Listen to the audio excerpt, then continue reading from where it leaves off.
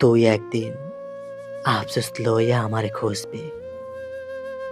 তুই বুঝবি আমি ছাড়া কেউ নাই যে তোরে বোঝার। তুই দেখবি আশেপাশে সবাই সুখে, তুই ছাড়া। তুই ছাড়া দুনিয়ার সবকিছুই গতিময়। তখন তুই আমারে খুঁজবি।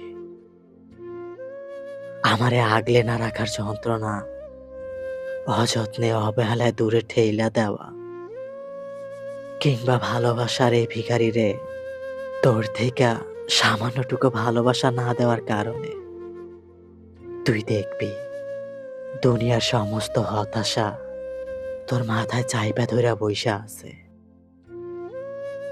তুই একদিন আমারে খুঁজবি।